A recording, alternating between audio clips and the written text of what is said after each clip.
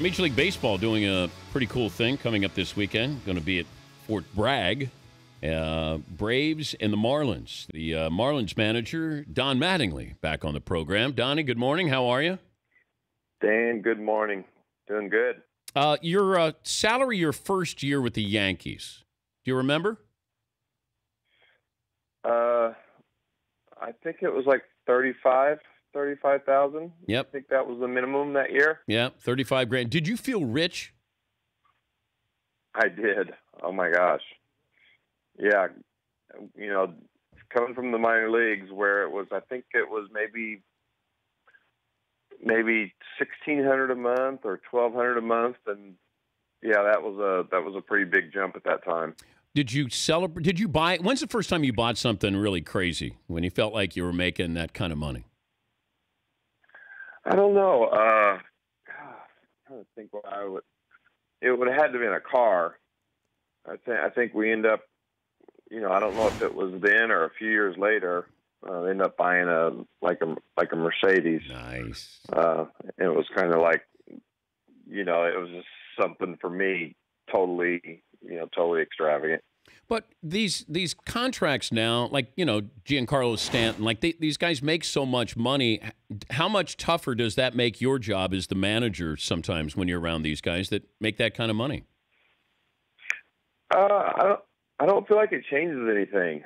That's the one thing. I never really put what a guys are thinking about what guys are making. I think it changes a little bit, just that there's more of it, more money in the game. But the one thing I always go back to, Dan, when a guy goes 0 for 4 or gives up runs, is that they feel exactly like I would have felt going 0 for 4 or being in a bad streak. I know it still bothers them. And that's what I try to always go back to. How long did it take you to sign up for this Fort Bragg experiment with the game against the Braves? Oh, right away. That was I got to tell you, I'm excited about it. It's, to have a chance to go play on be the first team that playing on a military base. That part is exciting, but I'm just looking forward to the energy of the troops. I just think it's going to be a blast.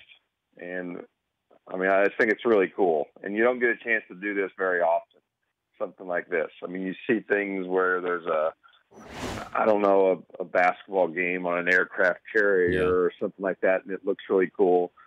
This just feels like it's going to be something really special. Yeah, it's one of those that no matter what somebody says to you and how to prepare you for what you're going to be around that atmosphere, until you get there, your players have no idea what they're going to experience here.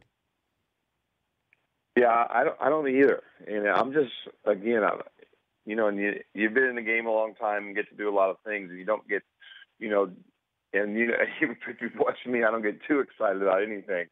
But this is something that I think our guys are excited about. I haven't heard one person complain about having it, because we're here in Atlanta now, play 3 games, then we fly, or I either fly or bus in, and then play the next night, and then leave from there. Usually that's going to cause some mumbling and moaning, but our guys have been really good and seem to be really excited about it. It's Don Mattingly, the Marlins manager, joining us courtesy of the Continental Tire Coach's Corner. How fun were those bus rides when you were in the minors? How fun? Yeah, were they fun? Some of them were, and some of them weren't. I do think the minor leagues is one of the best times of your career, because everybody's kind of in the same boat. You talk about money. The minor leagues is before everybody's pretty much making the same. You're staying, for the most part, usually guys stay in the same apartment complex. You're just all in the same boat. But some of those buses. I remember leaving Nashville, Tennessee. After a game, we left at midnight. We get into, I think, Orlando. We drive all night. Get into Orlando about 4:30, 5 o'clock, 5:30, and play that night right off the bus. And that was one of my most fun times in baseball. Well, Bull Durham made those bus rides look a little bit more enjoyable than perhaps they really were. there is some fun on there. Obviously, you get on there and you might have a few cold ones on there, and guys are talking, and there is some fun on there for sure. But that sometimes those rides and you're tired, and doubling up on a bus is not exactly your thought of spending 8 hours. Did you go hungry in the minors? Go hungry? No, I don't remember going hungry. Oh, okay. Mm-mm. Yeah. Because you're not making that much money per month when you're in the minors. Yeah, but it's funny. You don't even think about it like that. You're always getting by, it seems like. And shoot, I remember my first paycheck in Oneonta, New York was like, for 2 weeks, was like $238 or something. And I felt like I was rich then. That was just like, wow, I'm getting to play and they're paying us too. Wow. Best team that you've faced this year is who? Well, obviously the Cubs is a team that's playing better than everybody else. I thought early on when we played them, and then we ended up winning 3 out of 4, I thought Pittsburgh trying to get through that lineup, and we faced Garrett Cole in that series, and I think Jeff Locke pitched that series. I thought they were one of the best teams we've played. Now, they've had a bunch of injuries since and have struggled some, but I thought they were one of the best teams we've played. What about the best pitcher you faced so far? Well, we faced Kirsch. So he's always right there. He's got to be kind of number one on that list. I thought Garrett Cole, the night we faced him in Miami, I thought that's the best I've seen him throw, and was one of the best games, I think, thrown against us this year. But what information can you give your players when you're facing Kershaw, having been around him for 5 years? Well, we talk about, you just kind of talk about some of the things that he does, and that I know from our standpoint, he's stubborn, and he's going to stay with his strengths, and he's going to attack you in a certain way for the most part.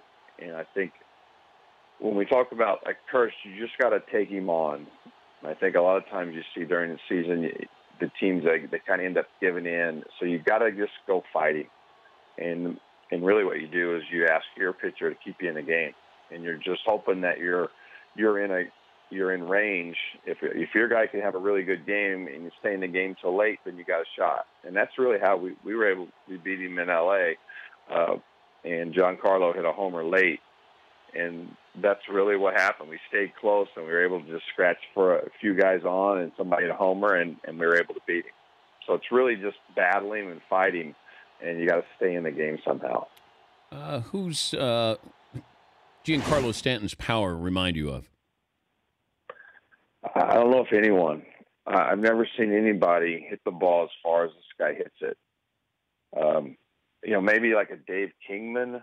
No. Or something that hit the ball so far when you see him hit some balls that you just go, wow. But Giancarlo's like that he hits balls in batting practice and stuff that just seem, you kind of go, that's just stupid.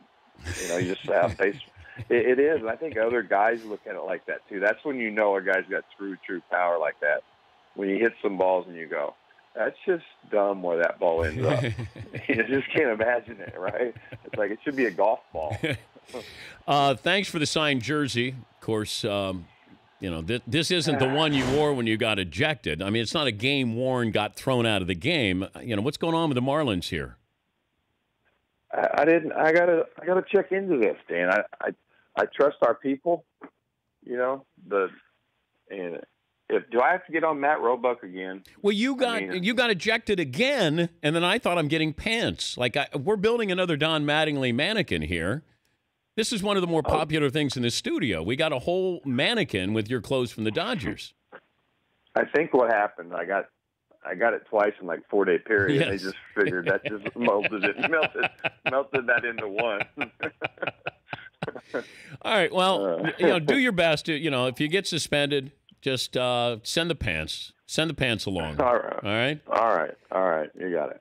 Have fun at Fort Bragg. It's going to be a great moment, emotional moment. I look forward to watching that. All right, Dan. Hey, it's always good to talk to you guys. Thank you, Donnie. That's Don Mattingly, Marlins manager. Yeah, he got tossed. And I went, yeah, jersey coming our way. And then he got tossed again. I go, pants coming our way. Yeah, Paul. Fritzy could have just pulled the tag off the jersey. Would have been none the wiser. No, because I know a game used.